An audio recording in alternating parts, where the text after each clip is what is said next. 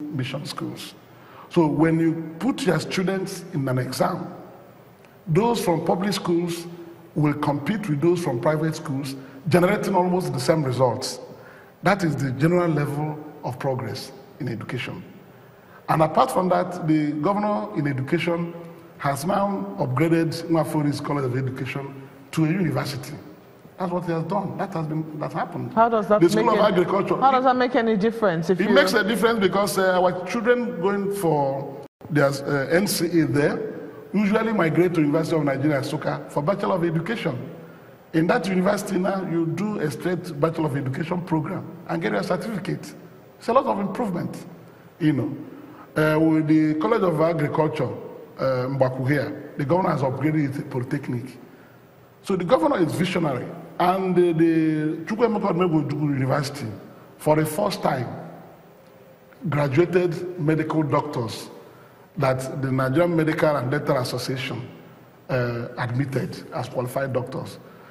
Before, they were spending sometimes 10 years because of lack of accreditation.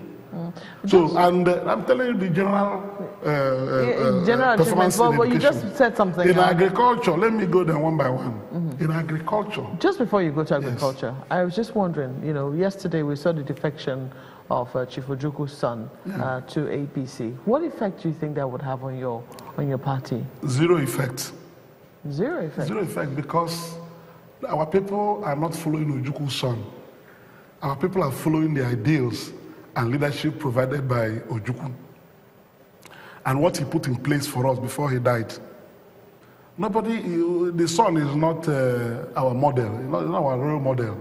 Ojukwu is our sage, somebody we looked up to. And the things he told us to do are ever manifesting to be the right way to go. So our people had implicit confidence in the leadership Ojukwu provided here, not his son. But so if his son decides to depart to walk out of the house of his father, he has the liberty to do so. But that house will remain. Doesn't it say something? That house will remain. Doesn't it say something about what could be going on in the house? No, these things are politically motivated. You know, everybody has struggled to get Obiano down. The momentum he has garnered through the massive support he's drawn from the people remain unstoppable. So this one they threw in 3 days to the election will be a non-issue on the day of election. It cannot have any impact. One of the other key campaign issues that you always talk about has got to do with jobs. Yes. So what can you tell us about this administration's policy or achievements with regard to job creation? You see, the governor, when he came, said that he will use agriculture to create jobs. He will use oil and gas to create jobs. He will use industrialization to create jobs. And then, of course, the other pillar he has is trade and commerce. The governor came, and for the first time in our recent history, put agriculture in the front seat. That today, when he came in 2014, Anambra State was producing 80,000 metric tons of rice. Today, we're producing 375,000 metric tons of rice. And our consumption is 320,000 metric tons. So we have now gone above our local consumption needs.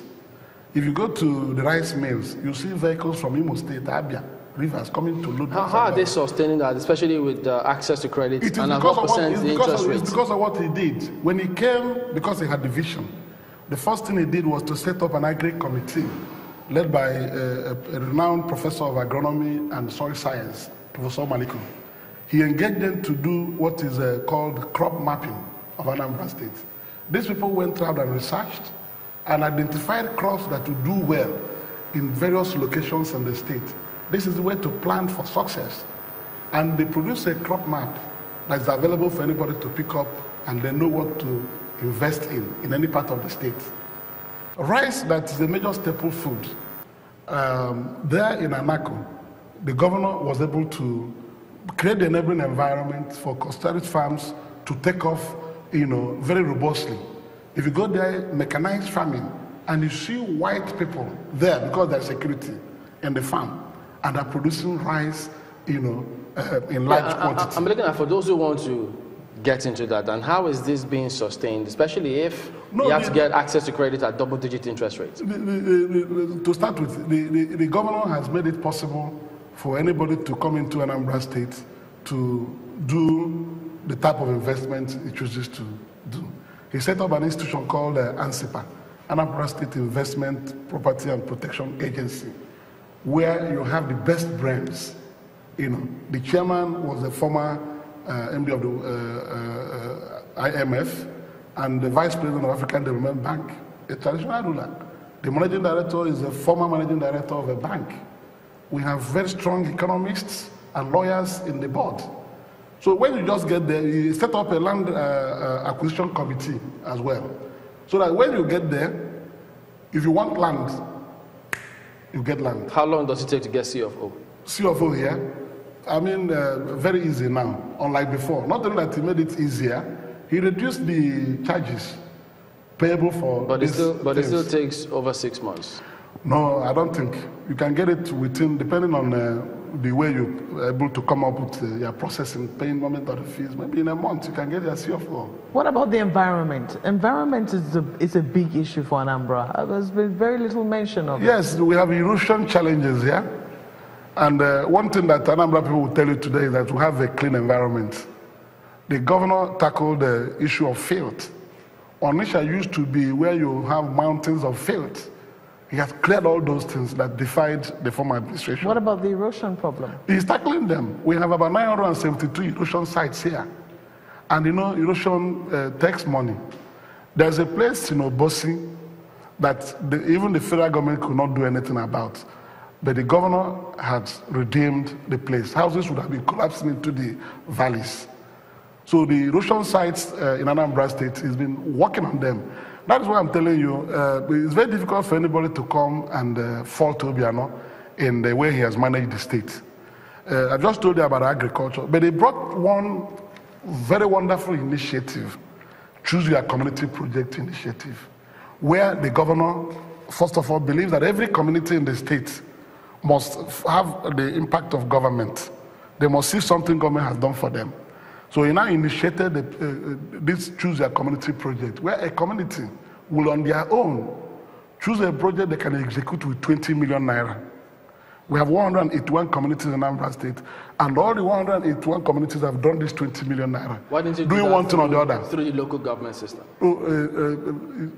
I'm telling you about what the government is doing. Yeah, I'm asking. So whether you do it through the local government system or through the state resources, it is the money belonging to the state and it's being deployed to development.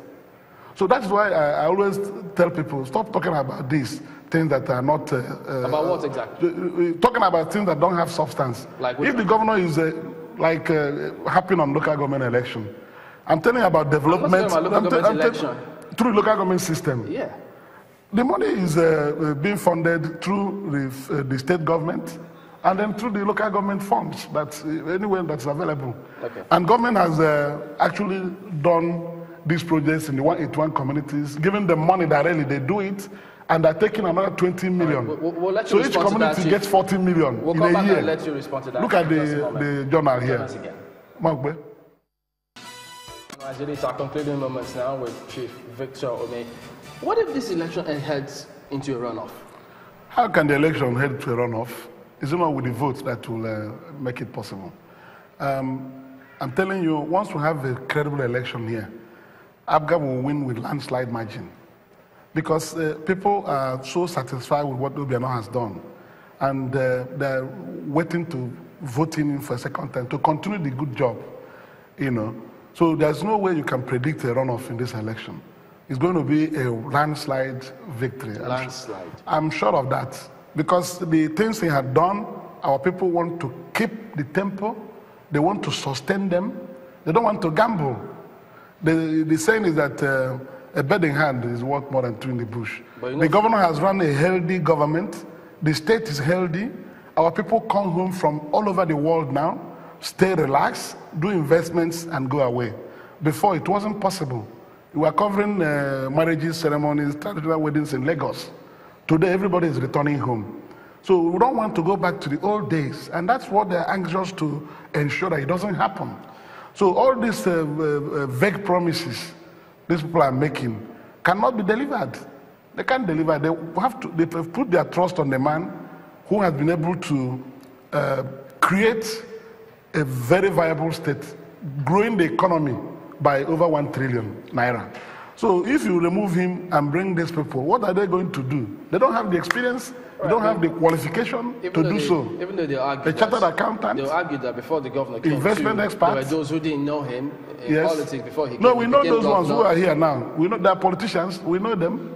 So there's nobody in the race now. We don't know. What is the latest about? We know they cannot deliver these things. Central senatorial scenario, which you fight for. Well, the former governor who didn't contest the election is holding it to the court. The court ordered a rerun, and it wasn't part of the first election. He jumped in. He says he wants to take part in the rerun. You know, a stranger. And when INEC said no, he went to court and obtained an order. INEC appealed, I appealed. They started delaying the hearing of the appeal for nearly 2 years. But good enough, on the 18th of October, the Court of Appeal has had the appeal. We're waiting for the judgment. When that judgment is delivered, the road will be cleared for the election to take place. But we have lost 2 years now through the action of a man who is coming everywhere to tell people he has only one shoe, he is very prudent, he has only one property, one wristwatch, and he doesn't want to allow the Anambra Central senatorial people, the people he claims he loves, to have a senator representing Anambra Central. And he's now parading a candidate for governorship election. Our people are waiting for him. Umeh, people are waiting for him and his candidate. Obiano Re-election and Campaign Committee. He's also the former chairman of ABGA. Thank you for talking to us. So Obiano will carry the day. And well, that's the show today. Thank you all for watching. We came to you live from Oka. We'll see you tomorrow. I'm Chamberlain. Well, thank you, Maokbe Ogun. And thank you so much indeed for watching. I am Gimba Umar.